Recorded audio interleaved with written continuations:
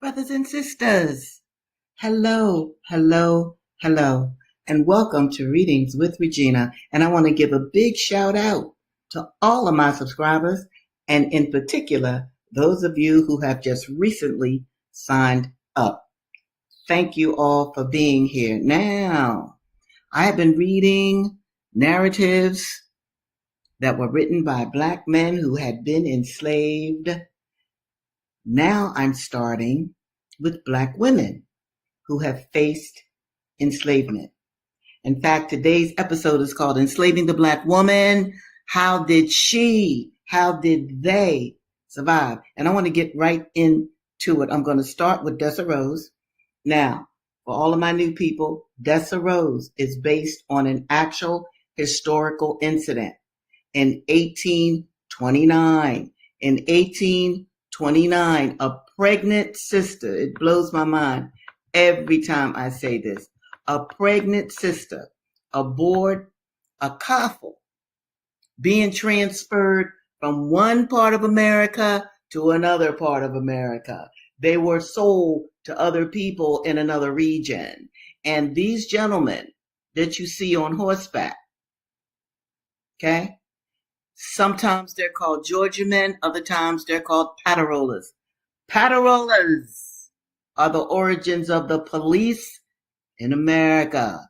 And what did the police used to do as far as catching runaway slaves? They also were part of a coffle. So this sister, Dessa Rose, right? She, in 1829, well, we don't really know if her name was Dessa Rose. Shirley Ann Williams, the writer of the book Dessa Rose, named this sister. We can't find much about her, okay? But in 1829, a pregnant Black woman led a revolt aboard a coffle. So this is an amazing thing. So what the writer Shirley Ann Williams did in 1986, she wrote a book about that particular pregnant sister. Now, the scene that I'm going to pick up on, Dessa has been caught. She's caught. She's still pregnant. That's why they didn't hang her yet. And she's being interviewed by a man named Adam Nehemiah, who is writing a book on slave revolts. Dessa is just telling her story. She's not even answering Adam Nehemiah's questions. She's reviewing why, in fact, she was aboard the coffle. And she's also talking about Cain, her enslaved husband that had been killed by the master.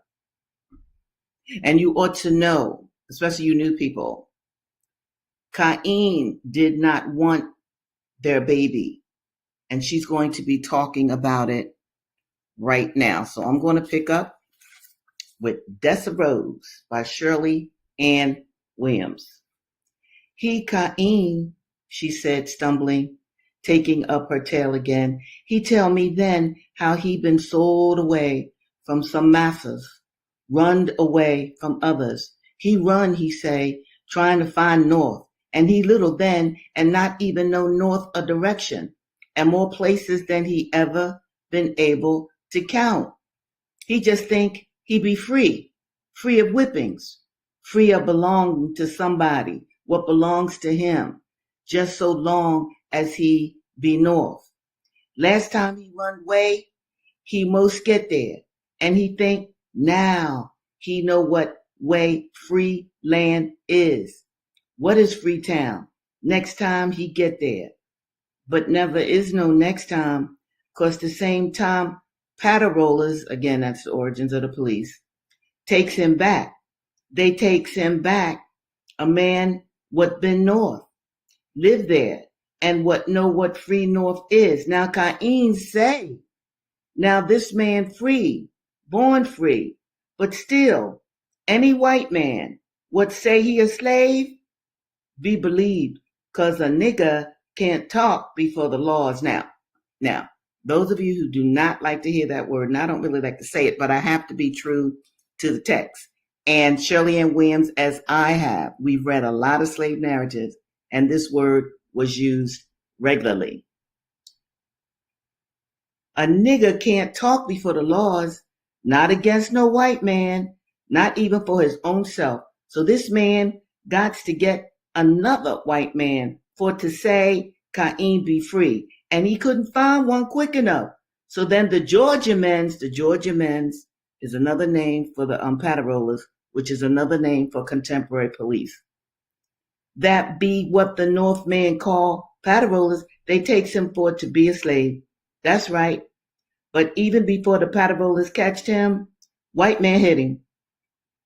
He not allowed to hit back. He carpenter. But if white men's on the job say they don't want to work with him, he don't work. And such things as that. He say it hard being a free man of color. He don't say nigga, he say free man of color. But it better than being a slave. And if he get the chance, he gonna run again. Dessa had been almost overwhelmed by the story. Wasn't there no place where a nigga could just be? And he, Cain, he asked himself, is that free? How that gonna be free? It still be two lists. One say white man can, others say nigga can't. And white man still be the onlyest one can write on him. So he don't run no more. Run for what, he say? Get caught? Just be that much worse off. Maybe is a place without no whites. Maybe is a place without no whites. And a nigga can be free. But he don't know where that is. He find it, he say, then we have babies. Dessa looked out at the sunshine, and her lower lip trembled a little. I know Cain be knowing more than me. I know that. He tell me a lot of things I ain't even think about before. I'm with him. Yet everything that Cain said that was supposed to make her see the foolishness of having a baby only convinced her that they must run. No matter though, she said with her eyes closed. Massa kill Cain. Massa kill Cain before it get time for us to go. All right. I'm going to stop right there with Dessa Rose, and I'm going to show you this painting of Dessa Rose in the field once again before I go to the next book, which is Clotel. Let me find a picture of Clotel. Here it is. This is called Clotel, or the President's Daughter. It was written in 1853. Now, it was written by William Wells Brown, and we read his narrative. And I also had said during that time that his narrative was written in 1853.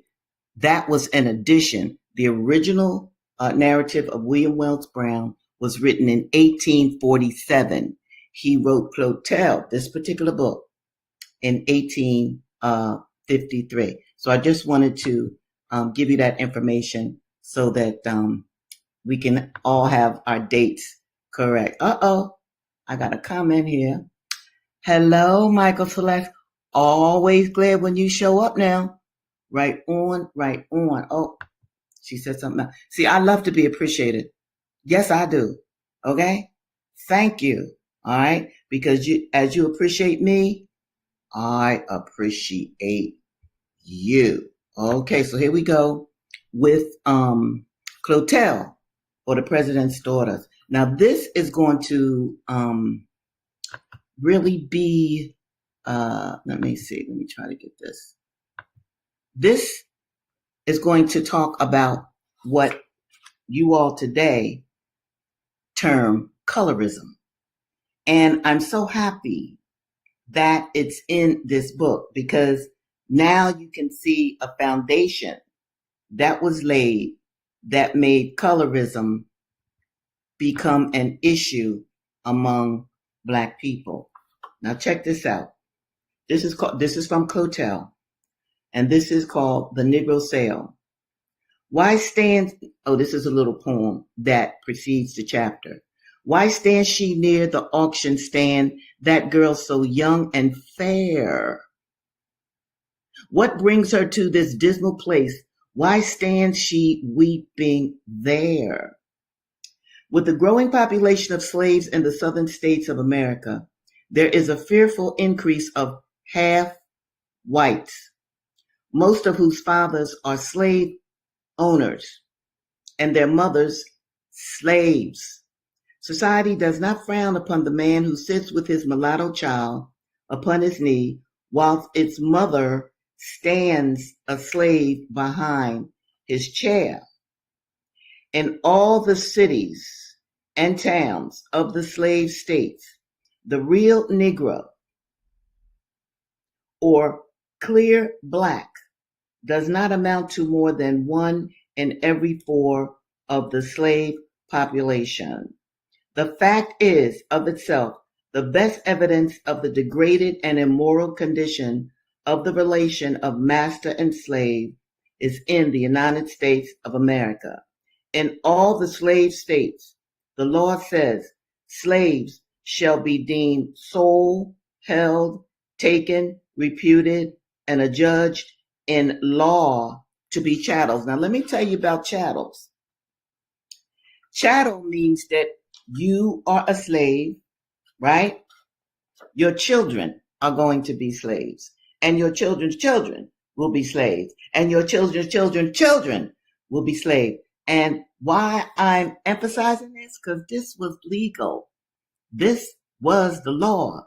And enslavers were raping so many black women that we had a new population of people of various colors in America. Now, enslavers also, when they could, they liked Ethiopian women, right? But they weren't exactly able to capture as many sisters from Ethiopia. But what they could do is rape as many black women from West Africa, and they raped in such an abundance, I'll put it like that there was a whole new color scheme in the Americas. So you can even take this to mean, people, African Americans, and we weren't called African American then, we were called Negroes and, the other synonym for Negro. They are relatively new people, just like the Mexicans are a new people. The Mexicans are Spanish, Native American, and black. This is what they are. And they too became like a new people because all of us were together in the Americas when the French, the British, the Germans, the Dutch, and the Spanish came over and eradicated as many Native Americans as they could and stole their land. So if you are of African descent and born in the Americas, hey, just assume that your ancestors were probably raped. They were, I will say this now, but it's few and far and in between. Some love did come out of some of these rapes. I'm going to say that, all right? But the mere fact that an enslaver had complete control over the black woman's body, well, hey, come on, hey. She had no choice. All right, so I say that hesitatingly about the love issue, and you'll learn more about that as I continue to read. In all the large towns in the southern states, there is a class of slaves who are permitted to hire their time of their owners, and for which they pay a high price. These are mulatto women or quadroons. A mulatto woman is, she's biracial. A quadroon is like a biracial person gets with a white person, and they produce this very, very fair-skinned child. All right. Think of Mariah Carey. Okay. Think of Jasmine Guy from A Different World. All right. And of course, there's other examples, but let me continue. These are mulatto women or quadroons as they are familiarly known and are distinguished for their fascinating beauty. The handsomest usually pays the highest price for her time. Remember I told you? White men are the original pimps. Okay? Boom. Many of these women are the favorites of persons who furnish them with the means of paying their owners, and not a few are dressed in the most extravagant manner.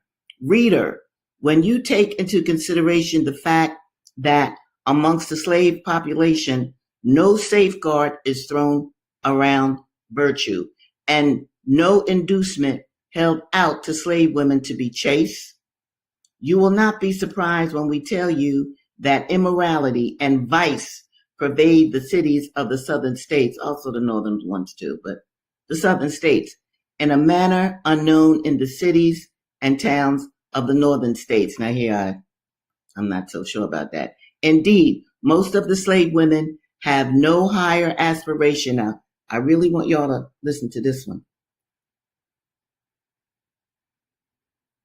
Most slave women have no higher aspiration than that of becoming the finely dressed mistress of some white man. And at Negro balls, they had Negro balls and parties. This class of women usually cut the greatest figure. At the close of the year, the following advertisement appeared in a newspaper published in Richmond, the capital of the state of Virginia. This is what the advertisement said. Notice, 38 Negroes will be offered for sale on Monday, November 10th at 12 o'clock. Being the entire stock of the late John Graves, Esquire, the Negroes are in good condition, some of them very prime. Among them are several mechanics, able-bodied field hands, plowboys, and women with children at the breast, and some of them very prolific in their generating qualities, affording a rare opportunity to anyone who wishes to raise a strong and healthy lot of servants, Lord have mercy, for their own use. Also, several mulatto girls of rare personal qualities, 2 of them very superior.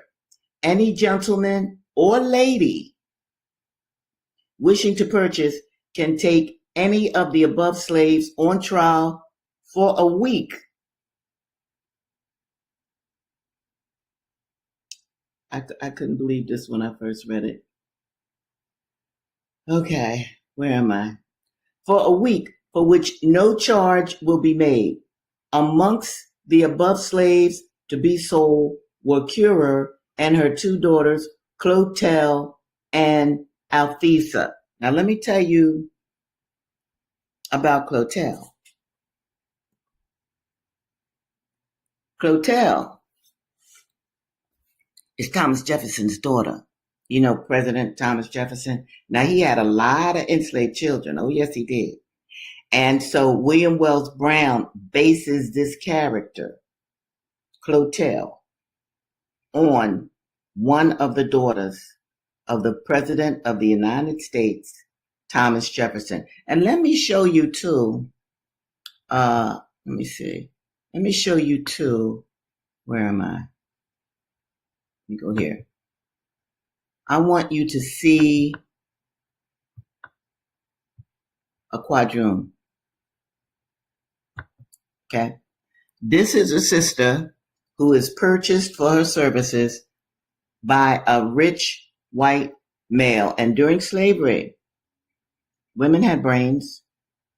This was a high status to be a mistress to a well-off white male. And you see how girlfriend is dressed, okay?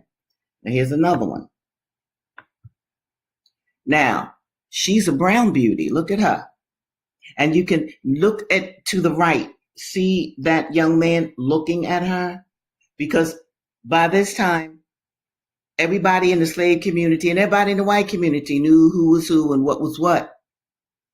She was considered fancy. She was considered above the other enslaved people. She did not have to work in the field. All she had to do was take care of sexually her master, who is the purchaser of her. And he might have purchased her at one of those Negro balls that I mentioned a little earlier. Let me show you one more. Now you can see how fair-skinned this one is, okay? This is what they would have called a quadroon girl back during the enslavement period, right? So you take an African, you mate an African with a white, you get a mulatto child.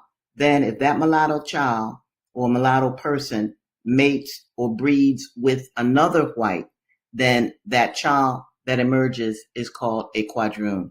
And quadroons and mulattoes, they were a specialized group of enslaved people. I really should say enslaved women, and they knew what they were to do, and it was sanctioned.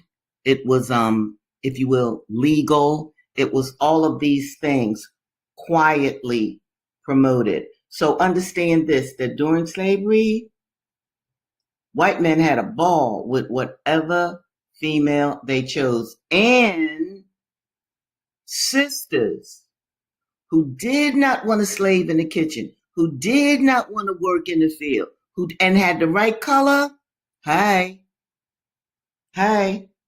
they could lend out themselves, lend out their bodies, and have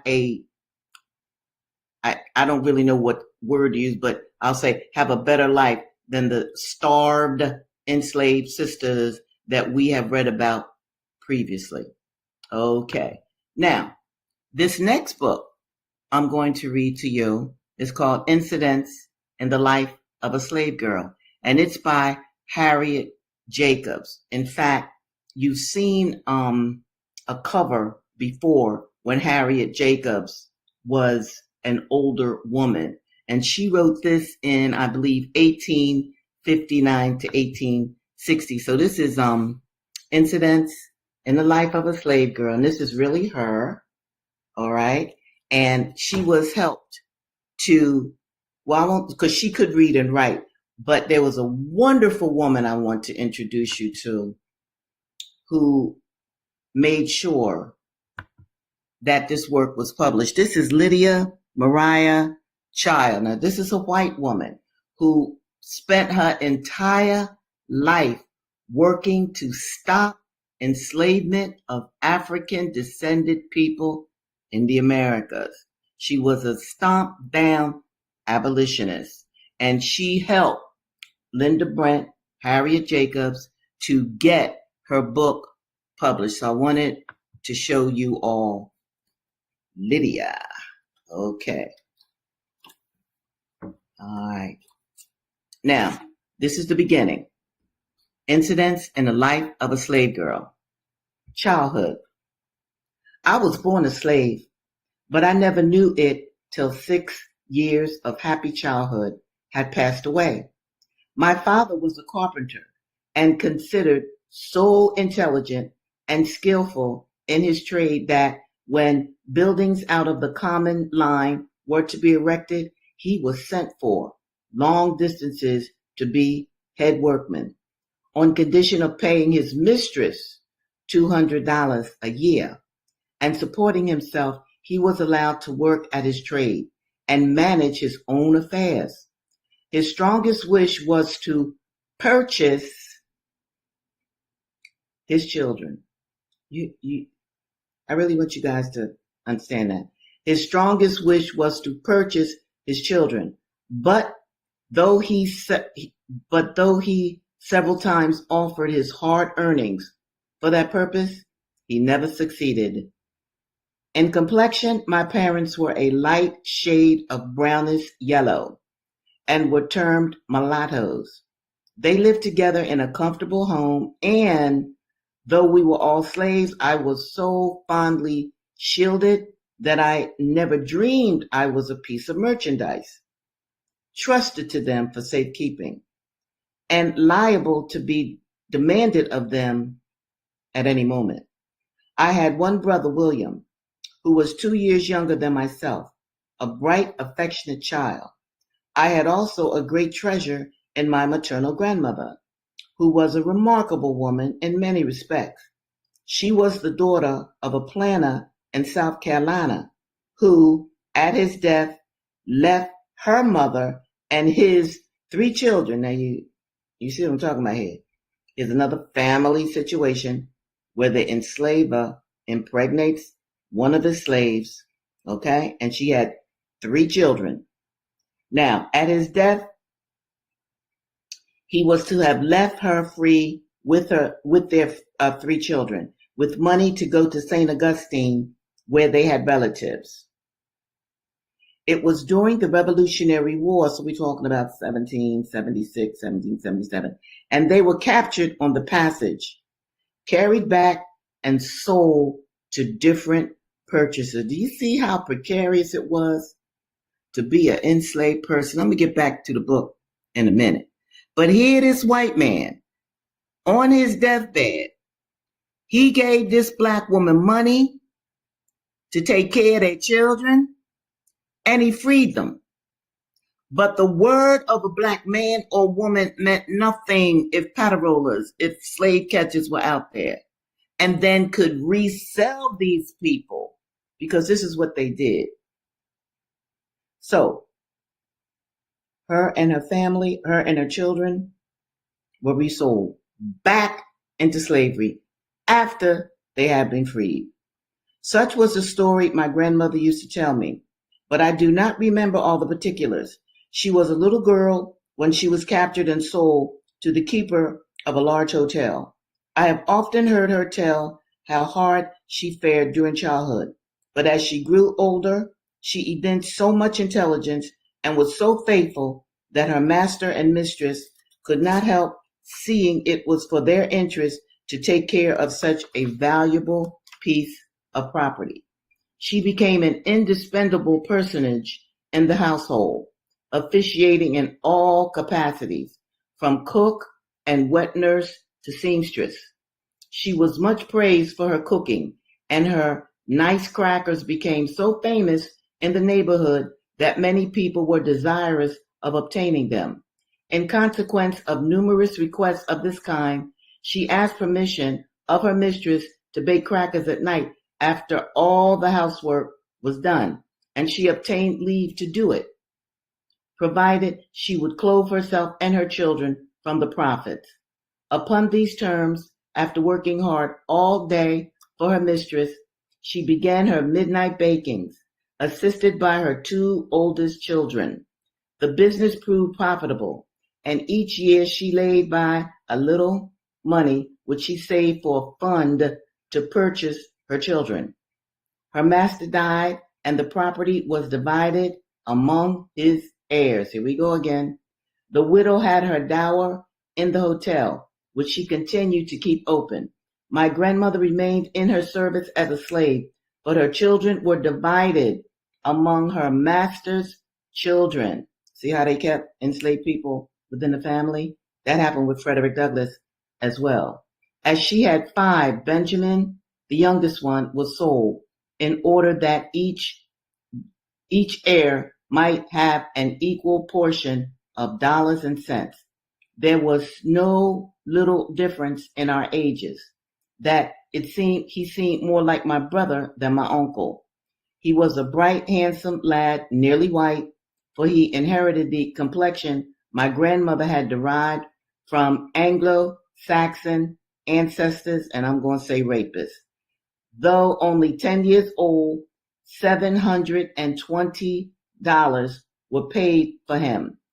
His sale was a terrible blow to my grandmother, but she was naturally hopeful, and she went to work with renewed energy, trusting in time to be able to purchase some of her children.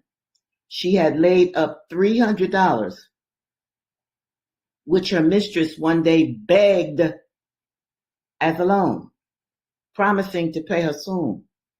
The reader probably knows that no promise or writing given to a slave is legally binding, for according to Southern law, a slave being property can hold no property. When my grandmother lent her hard earnings to her mistress, she trusted solely on her honor, the honor of a slaveholder to a slave. To this good grandmother, I was indebted for many comforts. My brother Willie and I often received portions of the crackers, cakes, and preserves she made to sell. And after we ceased to be children, we were indebted to her for many more important services. Now, understand this. This enslaved woman, Lord have mercy, lent her mistress money that she had made from her cooking, and the mistress promised to pay her back. I'm not going to go into what happens. You'll find that out next time we meet again. So, brothers and sisters, I want you to look at the banner that's below. Okay, I want you to look at this new one. Know that you are a gift from the universe. Don't just live an ordinary life. Make sure that you understand the magic in your being on this plane of existence. And because you are here, make sure that you do something wonderful for the people around you. And or if you don't want to deal with the people around you, find some people who could use your skills, who could use your help. This is the way we serve the earth, and we serve whatever force it was that sent us to this planet. Well, brothers and sisters, you know I love you dearly, and I'm going to look forward to seeing you again next Tuesday, 2 o'clock, readings with Regina. In the meantime, take very good care of yourself. Bye now.